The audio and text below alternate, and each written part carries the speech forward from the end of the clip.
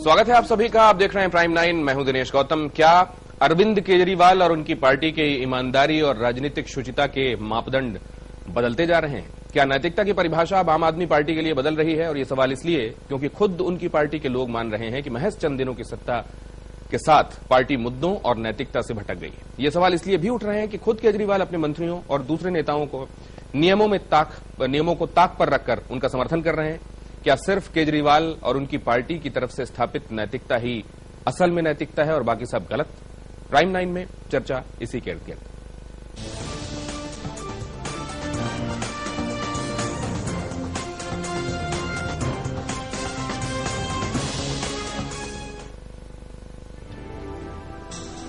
जिस ईमानदारी, राजनीतिक सुचिता और नैतिकता के आधार पर आम आदमी तो एक के बाद एक ऐसी मिसालें सामने आ रही हैं जहां आम आदमी पार्टी जिन उसूलों और आदर्शों को लेकर आगे बढ़ी है, कहीं काम में और आदर्शों में विरोधाभास दिखाई दे रहा है और इसी को लेकर अब सवाल उठ रहे हैं।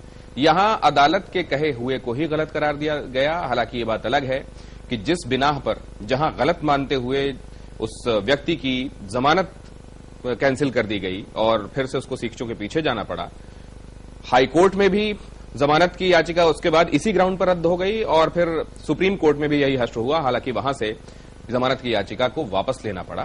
क्या उसके बावजूद आम आदमी पार्टी ये कह सकती है कि यहां असल में मंत्री महोदय सही हैं और बाकी सब गलत हैं, अदालतें भी? दूसरे ये कि क्यों इस तरह की बातें बार बार आ रही हैं? जजेस को सचिवालय बुलाने की बात हो, उसको लेकर फिर हो हल्ला मचा, अब ये बात, इसके पहले तमाम ऐसी बातें जिसमें आम आदमी पार्टी को लेकर ये कहा जा रहा है कि हाई मोरल ग्राउंड्स पर आपने चीजों की शुरुआत की थी, लेकिन अब आप ही अपने बनाए हुए नियमों से कहीं भटकते हुए क्यों नजर आ रहे हैं? या फिर क्योंकि अब वो सरकार में है इसलिए खुर्दबीनी से उनकी हर एक चीज देखी जा रही है, असल में वो गलत नहीं है? आइए करें इस पर चर्चा। हमारे साथ जुड़ रहे हैं खास मेहमान। हमारे साथ यहां स्टूडियो में मौजूद हैं दिल्ली बार काउंसिल के माफ कीजिए सचिव मुरारी तिवारी साहब, स्वागत है आपका। दिल्ली से भारतीय जनता पार्टी के नेता जगदीश मुखी साहब हमारे साथ इस चर्चा का हिस्सा हैं। बरखा जी आपको कांग्रेस की तरफ से नजर आ रही हैं और इसके अलावा हमारे सहयोगी श्रीनिवास भी इस चर्चा में हमारे साथ हिस्सा ले रहे हैं। आम आदमी पार्टी की तरफ से कपिल मिश्रा भी यहां पहुंच चुके हैं और वो भी हमारे साथ चर्चा करेंगे। सबसे पहले तो आइए ये समझें कि आम आदमी पार्टी क्या इस बारे में रिव्यू के लिए तैयार है, कपिल साहब, सोमनाथ जी के मसले में? या जिस तरीके से बातें आप लोगों की तरफ से आ रही हैं कि गलती असल में उन लोगों की है जो, क्योंकि अदालत ने इस बारे में ये कहा था कि ये न सिर्फ हाईली ऑब्जेक्शनेबल है बल्कि ये अमाउंट करता है प्रूफ्स के साथ टैंपरिंग करने तक। मतलब इसको एक तरीके से, क्योंकि टैंपर किया जाना अपने आप में क्राइम है, गुनाह है, तो जाहिर है इसको वहां तक देख रही है अदालत और इसको आम आदमी पार्टी कुछ इस तरीके से देखती है कि अदालत का ऑब्जर्वेशन शायद गलत है। हमारे साथ जगदीश मुखी साहब भी जुड़े हुए हैं, आपके पास आते हैं कपिल, इसके फौरन बाद आपके पास आएंगे। जगदीश मुखी साहब, क्या इंटेंट का बेनिफिट ऑफ डाउट दिया जा सकता है? जी,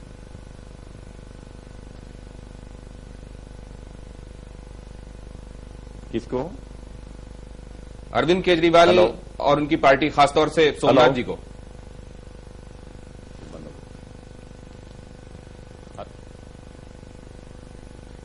जी, सोमनाथ कह रहे हैं कि मेरी आवाज नहीं आ रही आपके पास? नहीं, आपकी आवाज आ रही है, आप कहें।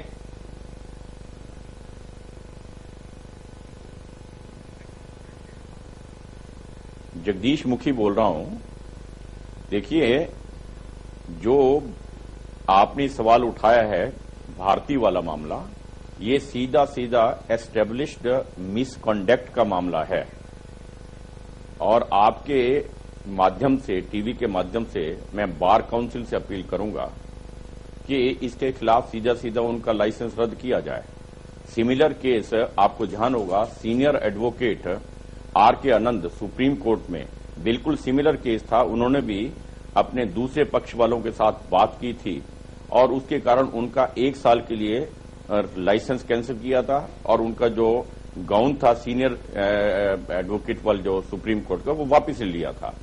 ये मैं आपके माध्यम से अपील करूंगा। ये मिसकंडक्ट का केस है और पॉलिटिकली स्पीकिंग जो केजरीवाल साहब कहते हैं शुचिता की बात कर रहे हैं, या सीधा सीधा भ्रष्टाचार का मामला है, मिसकंडक्ट का मामला है, इसके लिए सीधा सीधा उन्हें अपने मंत्री को बर्खास्त करना चाहिए। चलिए, ये कपिल मिश्रा कुछ कह रहे मैं, क्योंकि अभी तो लंबा डिबेट चलेगा, सब अपनी अपनी बात रखेंगे। जो मेरे जैसे लोग देख रहे होंगे उनके लिए थोड़ा सा कह देना चाहता हूं, जिनको ये सब अदालत ने क्या बोला ये थोड़ा समझने में टाइम लगेगा। बात यह है कि कोई एक मामला था भ्रष्टाचार का, और उसमें वकील उसके खिलाफ लड़ रहे थे सोमनाथ। ये मामला ही समझ नहीं आएगा। भ्रष्टाचार जैसा शब्द भ्रष्टाचार के मामले में क्या आप ये कहना चाह रहे हैं कपिल साहब कि आपकी गलत जानकारी दे रहे हैं, ये गलत जानकारी दे रहे हैं आप आपकी अच्छी नियत के मेरी निवेदन सुन लीजिएगा की राह में आप गलत क्या नियम कानून और टेक्निकलिटीज जोड़ा बन रही है? मैं ऐसा नहीं कह रहा। मैं ये कह रहा हूँ कि कानून तो कानून ही है, कानून से बड़ा कोई हो ही नहीं सकता इस देश में।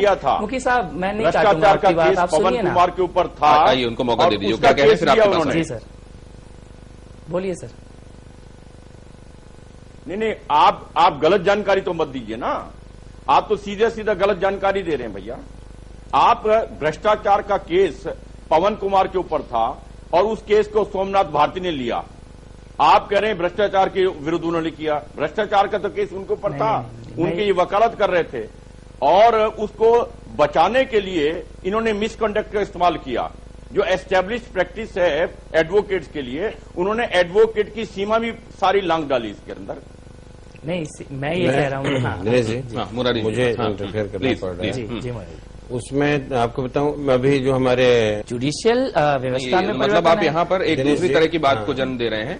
और जगदीश मुखी साहब से आइए इसका रिएक्शन लेने, बरखा जी से, उसके बाद आ रहे हैं मुरारी जी आपके पास। क्या जगदीश मुखी साहब ऑनेस्ट अप्रोच के मामले में कई बार हमारा अपना सिस्टम हिंड्रेंस बन जाता है क्या? देखिए,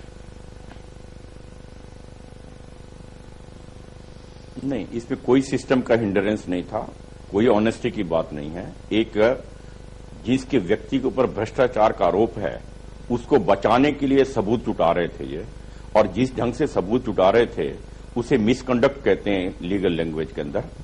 और मैं ये कह रहा हूं कि इन्होंने तो दूसरे पक्ष के गवाहों को इन्फ्लुएंस करने की और सबूत मिटाने की कोशिश की है। ये जज ने कहा है जी, हाई सुप्रीम अपना सीबीआई की जज ने ऐसा कहा है। मेरा ये कहना है कि किसी भी तरह का आप जो कह रहे हैं क्या कंसेशन दिया जा सकता है? यदि कोई साधारण व्यक्ति होता, किसी और तरह की बात होती तो कुछ आपकी बात में दम होता, किंतु ये तो स्वयं एडवोकेट हैं। मेरा तो दोनों तरह से एक बात कहना चाहता हूं प्लीज। पहली चीज तो देखिए, यहां पर तो उन्होंने एडवोकेट होने के बावजूद एडवोकेट की सारी सीमाएं लांघ करके गए हैं। अपनी जानकारी होने के बावजूद गलत काम किया है, उसके लिए बार काउंसिल उन्हें सजा देगी, रोक नहीं सकते कभी भी आप इसे। जिस प्रकार से सुप्रीम कोर्ट के मैंने बताया एमिनेंट एडवोकेट आर के आनंद को इसी तरह का मिसकंडक्ट के ऊपर बिल्कुल सिमिलर केस के अंदर 1 साल के लिए उनका वकालत का वो समाप्त कर दिया था और उनका गाउन वापिस लिया था सुप्रीम कोर्ट से। ये वो तो करेंगे ही, किंतु मैं सोमनाथ भारती जी के बारे में ये कहना चाहता हूं, ये पहली बार नहीं है। मंत्री बनने के बाद भी उन्होंने जिस प्रकार से जजेस को अपने चैम्बर के अंदर तलब करने के लिए आदेश दिए थे, वो भी उन्हें समझ नहीं थी क्या? आफ्टर वो एडवोकेट थे, उन्होंने सब कुछ पढ़ा है कि जुडिशरी इंडिपेंडेंट होती है, उसके बावजूद उन्होंने इस प्रकार का तलब किया उनको अपने चैम्बर के अंदर, जो नहीं कर सकते थे। इसका मतलब वो हैबिचुअल है इस बात के, ला कि उनको कोई जानबूझ के उसकी अवहेलना करते हैं। इसलिए वो जो आप कंसेशन देने की बात कर रहे हैं, वो तो कोई सोच भी नहीं सकता ऐसे व्यक्ति के बारे में जिसे ये पूरी जानकारी हो। निवेदन करना चाह रहे हैं कपिल आपसे मुखी साहब? मैं मतलब ऐसे तो एक मीटिंग बुलाने की बात थी और ये समझ में आ गया कि इस मीटिंग में मंत्री महोदय को जज के पास जाना होगा, वो चले गए, अगले दिन वो मीटिंग हो गई।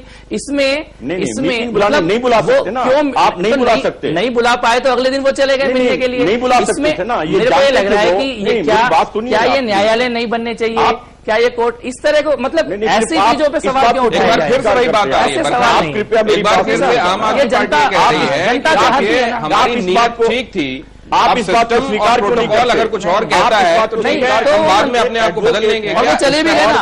अब इस बात क्या देखते हैं? कुछ लोगों की ईमानदार कोशिश को सहयोग और भरोसा मिलना चाहिए, या आपको लगता है कि लोगों की और सिस्टम की कॉस्ट पर ऐसा तजुर्बा नहीं करने दिया जा सकता? कॉल किया उन्होंने तलब के। देखिए ऐसा है, ये भारती जी ने जो कुछ भी किया और कहा, ये तो हम लोग भी जानते हैं। पूरी तरह से कानून के साथ जगदीश खड़े हुए मुखी हैं। साहब, और ये हो सकता है कि एकदम ईमानदारी से महसूस किए जाने वाला अब इनका अनुभव हो। हाँ जगदीश मुखी साहब, आपको आवाज मिल रही है? और या फिर ये भी हो सकता है कि इस समय यही पोर्ट्रेयल आम आदमी पार्टी ने समझा हो कि ये सही होगा जनता के बीच। जी। लेकिन दोनों ही स्थितियों में आप क्या कुछ भी इनको संदेह का लाभ देने के लिए तैयार हैं कि नियत ठीक है, हो सकता है आने वाले दिनों में इनके कंडक्ट भी सुधर जाए? नहीं, किसी भी तरह का नहीं, ऐसे किसी भी तरह का संदेह का लाभ का देने का मतलब ही नहीं उठता है। ये बार बार कह रहे हैं केजरीवाल साहब उनको क्यों हटाएं, मैं समझता हूं क्यों नहीं हटाएं, इसका जवाब चाहिए। जब आपके एक मंत्री का व्यवहार इस प्रकार का है जो कभी नहीं होना चाहिए, आपने एडवोकेट के नाते से भी अपने सीमाएं लांघी हैं, मंत्री के नाते से भी सीमाएं लांघी हैं, और आप कहते हैं भ्रष्टाचार के खिलाफ सबूत जुटा रहे थे। मैं कहता आप भ्रष्टाचारी को बचाने के लिए सबूत जुटा रहे थे, तो और भी ज्यादा भ्रष्टाचार हो गया। इसलिए मैं तो ये निवेदन कर रहा हूं आपसे कि वो तो कोर्ट अपना कार्रवाई करेगी, ये बार काउंसिल करेगी, किंतु मैं निवेदन कर रहा हूं, केजरीवाल साहब से मांग कर रहा हूं कि आपको तुरंत अपनी उसके लिए भी जरूरी है कि आप ऐसे मंत्री को तुरंत बर्खास्त कीजिएगा। तुरंत बर्खास्त करना चाहिए। चलिए, तो एक तरफ नजरिया ये है जो कहता है कि जब भी आपकी तरफ उंगलियां उठती हैं तो आप खुद ही डिफेंडेंट हो जाते हैं, लॉयर हो जाते हैं और खुद ही अपने मामलों में जज हो जाते हैं। क्या आम आदमी पार्टी के लिए ये करना ठीक है, जहां वो ये कह रहे हैं कि कोर्ट ही गलत है? और दूसरा नजरिया ये कहता है कि हमारी नीयत गलत नहीं है, बहुत सारे मामलों में तकनीकी पेचीदगियों में हमको फंसाया जा सकता है, लेकिन आखिरकार हमारी नीयत जनता देख रही है। बहरहाल बहुत धन्यवाद आप सभी मेहमानों का हमारे साथ इस चर्चा में जुड़ने के लिए। जगदीश मुखी साहब बहुत बहुत शुक्रिया, बरखा जी आपका बहुत धन्यवाद, मुरारी जी शुक्रिया, श्रीनिवास आपने वक्त निकाला, कपिल आपका भी बहुत धन्यवाद। एक छोटे से ब्रेक के लिए रुकेंगे, खबरें जारी रहेंगे, हाजिर होते हैं।